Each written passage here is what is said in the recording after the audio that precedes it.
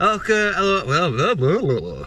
Hello, and welcome to another Swigging Steve's beers, cheers, and tears Formula One for Russian Grand Prix, and I'm 2 weeks late on this one. In fact, it's the Eiffel Grand Prix tomorrow, so I may as well have just not bothered. But yeah, the Russian Grand Prix. There's not much to say on the Russian Grand Prix. For a Russian Grand Prix, weren't that bad this weekend, but let's be fair, on the grand scheme of things, it was still pretty crap. So. Yeah, I mean, I understand why Russia's in there because obviously it brings a lot of money for Formula One, a lot of finance, and maybe if it weren't for races like Russia and Sochi, we wouldn't have Formula One on the calendar at all. But who knows? But it serves its purpose in that respect. It's just a shame that the race isn't more interesting, and yeah, it's like Monaco but less picturesque. So yeah, here we go. There's opportunities to overtake, obviously, in Sochi, but yeah, it's a pretty standard, pretty boring race. It's the same guy that's designed the Cirque de Catalonia, isn't it? And oh god, what's the other one? Not Bahrain. Abu Dhabi. He did Abu Dhabi one, didn't he? So he's renowned for doing pretty boring tracks. But anyway, let's not digress. I can't even remember qualifying, if I'm honest with you. I can't remember qualifying. I know Hamilton got pole just. So let's talk a little bit about Hamilton in the race. He tried accelerating. He tried a practice start in the pit lane or something like that.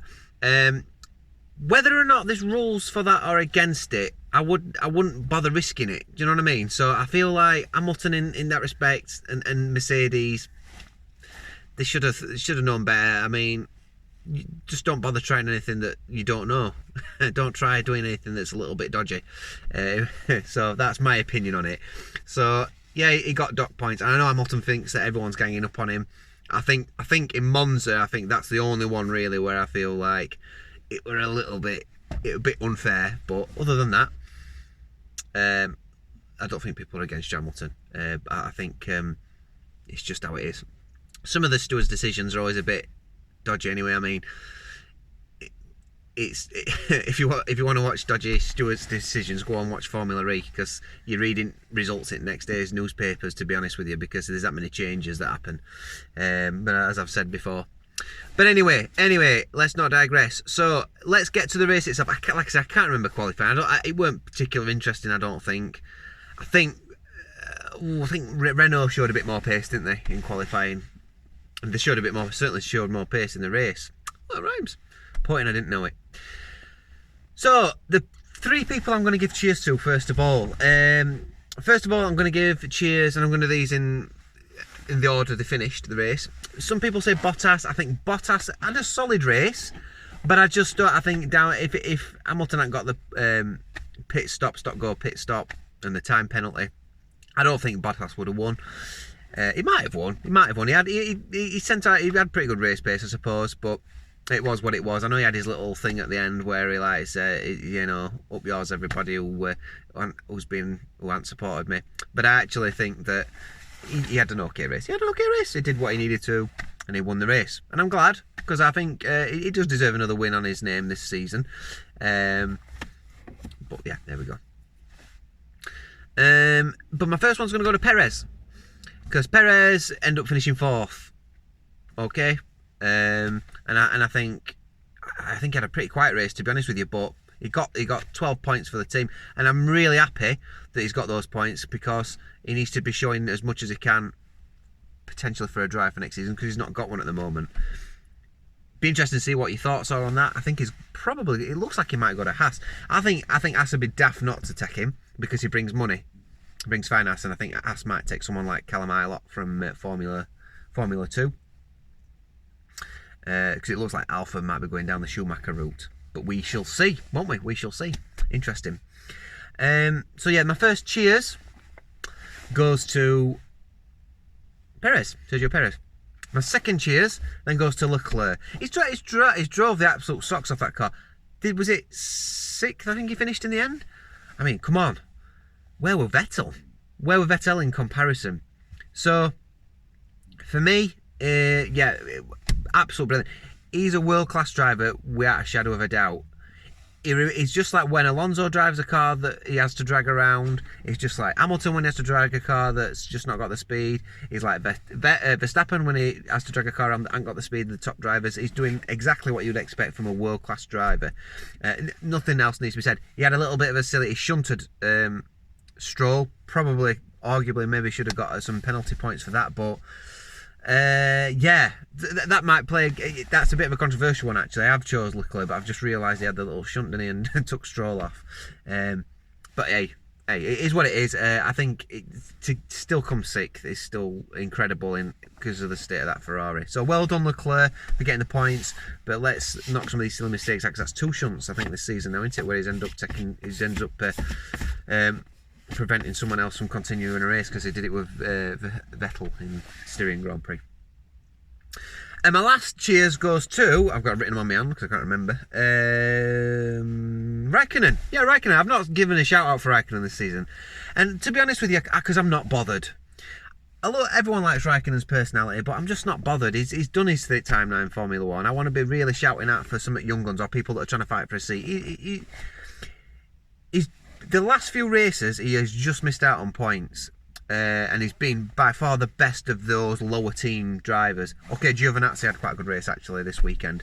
But I feel like, because I've not mentioned Raikkonen, and a few people have mentioned this in some of the comments as well, I do feel like he does deserve a bit of a shout out, because he has been driving really strongly, probably since the summer. So since that, because I remember in the summer he had a really good GP in, I think it were, which race was it now?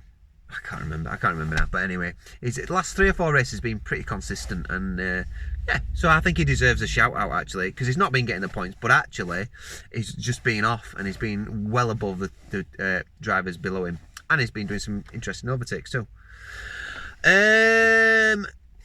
Albon had a good race. Albon showed his racecraft yet again, but he just don't do himself any favours. I can't even remember why he started. He started at back, didn't he, because of some reason or other. Yeah. They'll keep him this season, I think. I think they've got no choice. Helmut Marko, who's he going to go for alternatively? They'll keep him. They may as well. It's another season with these regulations, and then they'll probably look for somebody else later on. So now, my tears. Sorry, I'm not drinking, am I, today as well? I'm not drinking, I'm in car, so I'm not going to drink and drive. As you can tell, just dropped my daughter off because she's dancing today. So my tears are going to go to Albon, first of all, because like he's 10th again, miles behind his teammate. You know, I don't think he was that close. Were he close in qualifying? I don't know if he was or not. Again, I can't remember. Someone correct me on that. Again, it's Russian Grand Prix, who cares? So yeah, Albon well behind his teammate again. So yeah, Albon gets a bit of a tears.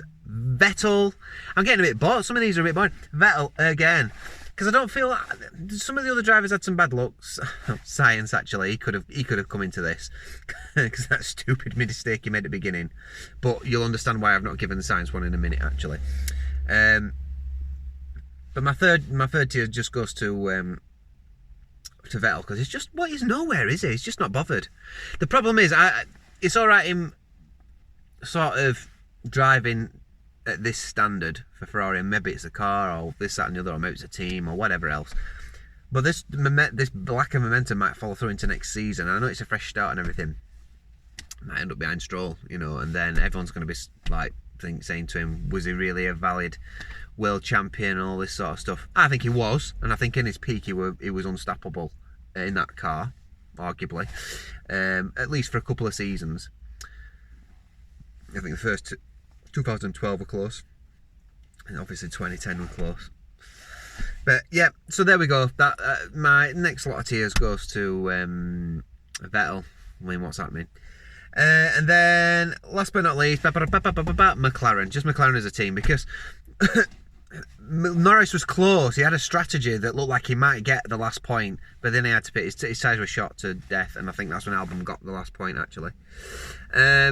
An interesting strategy, and I were hoping he were going to get something, Norris, but he didn't. Science, looking back at that, it were horrific actually, because he came through what they call them, he drove over chicane, and then he went through what they call them, ballards, and just after ballards it were like, oh my god, he's going to hit that wall, and he hits it. It's like, why didn't he turn? Maybe he couldn't turn, I don't know, but it was just weird watching it, and he hit it, and I just thought, God, your heart sinks when you see an accident like that, because that's an hard wall, you know, that corner. God knows he were caning it as well, because he was trying to catch up with rest at Grand Prix, rest at drivers, whatever. So anyway, so yeah, my last one goes to McLaren. They didn't have the pace this weekend. They didn't quite make it work on the strategy for Norris. Obviously, Norris was also a victim of Sainz's accident, because he had to slow down, and I think did he incur some injury, some damage to his car from that as well? I think he did. Can't remember. Correct me if I'm wrong. So yeah, there we go. And that's it. That's all I'm going to say this week. I've already gone 10 minutes. I can't believe I spent 10 minutes on Russian Grand Prix. What would I give that Grand Prix out of 10? I'd give it a 4 out of 10. 4 out of 10. I think that's been generous as well. Yes, it was a little bit more interesting than normal Russian Grand Prix, but to be fair, boring. Okay, I'll see you on the next one. Take care, guys. Bye.